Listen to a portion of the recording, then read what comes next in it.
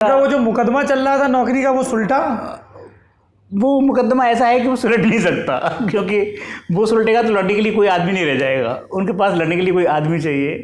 तो उनका हमेशा एक रिएक्शन रहता है कि साला चोर बहुत भरे हुए हैं देश में यार, क्या होता है, चोरों को तो ऐसे पकड़ना चाहिए, ये करना चाहिए, वो करना चाहिए। तो उनका सिस्टम चलता रहता है और हम लोग बोलते रहते हैं हाँ ठीक, सही है, कर रहे हैं, हो जाएगा। वो कभी कभी अचानक से फ़ोन करते हैं, देख रहे हो तुम क्या बढ़ गई है बेईमानी, कोई कुछ रोकने के लिए तैयार नहीं है, कोर्ट ये नहीं कर रहा है, ऐसा नहीं कर रहा है। मैं 5 मिनट तक सुनता रहता हूँ, हाँ ठीक है, और फिर बोलते हैं यार तुम लोग कुछ करते नहीं हो, तुम लोग इतने बड़े ऑफिसर बन गए, कुछ करो। मैं कहा हाँ ठीक है, करता हूँ भाई। Inspector general of police IG साहब हो गए हैं, कुछ करते नहीं, डांट खा रहे हैं किसी डीजीपी से नहीं, किसी से पिताजी से। और वो वहाँ की लोकल चीज़, जैसे कहीं लड़ाई हो रही है मान लो आपस में, किसी की भी, हमारे यहाँ लड़ाई बहुत होती है चंबल में, तो फोन करके बोलते हैं ये तो कैसे लड़ रहे हैं, ये तो ऐसा हो रहा है, तुम लोग क्या कर रहे हो, तुम लोग बैठे रहो, अरे मेरा कैडर नहीं है, मैं हाँ हूँ दूसरी जगह पे। तो चलता रहता है उनका हमेशा से। तो उन्होंने जाके जहाँ मुकदमे पे तो जाके बोला नहीं था फिर कि देखो अधिकारी भी है लड़का बहू और अब तो फिल्म भी आ गई है। अच्छा, एक हम लोग ट्वीट देख रहे थे, हमारे देश के बहुत सम्मानित उद्योगपति हैं आनंद महिंद्रा जी, तो उनसे मुलाकात का तजुर्बा बताइए ज़रा। मेरे ख्याल से श्रद्धा जी से उनसे बात हुई थी। तो ये आपको हमेशा श्रद्धा जी कहते हैं या इंटरव्यूज़ में कहते हैं? इंटरव्यू में थोड़ा ज़्यादा सम्मान के साथ, लेकिन तुमको सभी लोग श्रद्धा जी बोलते हैं। Very good. नहीं मनोज भाई, सब लोगों का बोलना और आपका बोलना अलग है। श्रद्धा जी बोलते हैं घर पे, श्रद्धा बोलते हैं।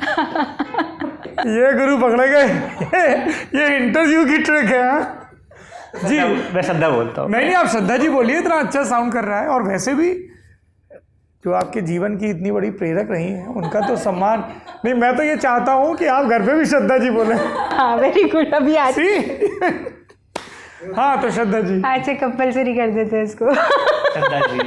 श्रद्धा जी। तो श्रद्धा जी फिर क्या हुआ, आनंद महिंद्रा जी ने आपसे संपर्क किया? नहीं, एक्चुअली हमारा एक ये मुंबई फेस्टिवल था, उसमें उनके साथ मुलाकात हुई थी जी। तो फिर उन्होंने जब मूवी देखी तब उसके बाद उन्होंने कहा कि हम लोग मिलते हैं एक बार, आप लोग आइए। तो हम लोग गए थे उनके पास और बहुत अच्छा रहा एक्चुअली, वो चर्चा भी बहुत अच्छी रही। और थोड़ा बताइए, अब हम लोग वहाँ नहीं थे, कमरे में आप लोग थे, हैं आपके उससे सुन लें। तो बहुत अच्छे विषयों पर चर्चा हुई, जैसे समाज के बारे में आगे क्या करना चाहिए। और बड़ा अच्छा लगा उनके साथ बात करके और ये समझ के कि इस तरह के मतलब जैसे उद्योग घरानों में उनका इतना काफ़ी दखल उनका है।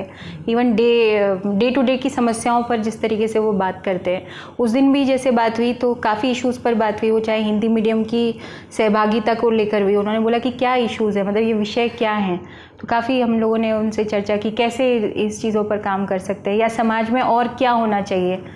फिर जैसे अगर उद्योग की भी बात है तो इस तरह की चर्चा निकली कि जैसे अगर हम बात करते हैं कि हार्वर्ड, ऑक्सफोर्ड, इन सब की बात करते हैं तो किसी को ये याद नहीं है कि वो उनका बिजनेस क्या था, ये व्यक्ति कौन थे। हमें क्या याद है, वो कॉलेजेस याद हैं। हम सब इन चीज़ों को याद रखते हैं। तो किसी भी फील्ड में कोई भी आदमी है तो उसका कॉन्ट्रीब्यूशन सोशल क्या है वो बड़ा महत्वपूर्ण हो जाता है और वो उसकी पहचान भी बन जाती है। तो कैसे इन चीज़ों को हम और बढ़ा सकते हैं, वो बहुत खुश थे मूवी से भी, जो इश्यूज़ उसमें उठाए गए हैं उससे भी। तो आगे कैसे क्या कर सकते हैं इस पर उन्होंने चर्चा की, काफ़ी अच्छा। यूपीएससी के बारे में काफ़ी जिज्ञासा थी उनकी।